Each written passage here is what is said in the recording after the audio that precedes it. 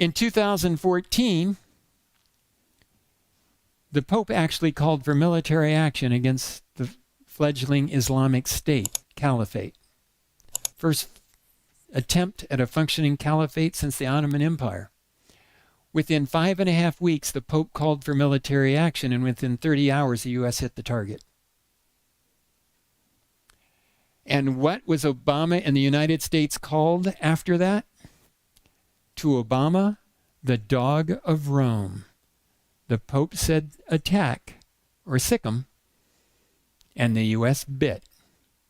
So, makes the United States the dog of Rome. In Revelation 13, the United States would be a global enforcer for the papal system. Now, don't think that I started saying this after it all happened. I've been saying this for decades about the United States. It's now happening. Trump, during his first campaign for president, he was asked about radical Islam. He said, the point is, they, radical Islamists, want to do serious harm. We have to take them out. We have to take them out very, very swiftly and viciously if necessary. We have got to destroy the brand of jihad. Oh, very vicious and fast. Sounds like a whirlwind. Daniel 11. When he said that, I thought, this guy could be interesting. Because Daniel 11 has radical Islam, the Islamists being overthrown. That's what he wants to do. Now, in Revelation 13, it says there's fire from heaven. And I've known a lot of people say, oh, if this is the United States, then fire from heaven would be the United States using its massive firepower or nuclear weapons. I don't think so, because I actually go by what the text says. Let's take a look at what it says. The question is, does it kill people with the fire from heaven, or does it deceive them? He performs great signs, so that he even makes fire come down from heaven on the earth in the sight of men, and he deceives those who dwell on the earth by those signs which he was granted to do in the sight of the beast, telling those who dwell on the earth to make an image to the beast who was wounded by the sword and lived. It deceives them.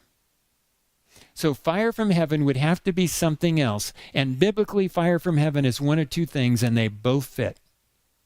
One, 1 Kings 18. There's a showdown between who's the real God, Baal or the God of Abraham, the creator God. And Elijah tells everybody to gather on Mount Carmel. We're going to have a showdown. And he says, priest of Baal, you build a altar and put a sacrifice on it. Later, I'll do the same thing. We'll just have the real God demonstrate with fire from heaven who they are. Okay. And so they start dancing around in their altar and everything, and Elijah's standing back, and he starts poking fun at them. Hey, guys, yell a little louder. I think your God's sleeping. Maybe he went on a long journey. You better really yell. And they already wanted to kill him. Now they really want to kill him. Finally, when you get to the afternoon, he says, my turn. And he builds an altar, he puts wood on it, puts an animal sacrifice on it, he digs a trench around it, and he has them pour water all over it. And I don't think he stood right close to it.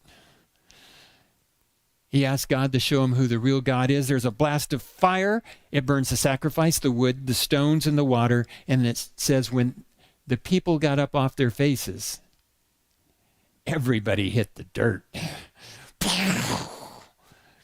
When they got up off their faces, they said, Elijah's God is the real God.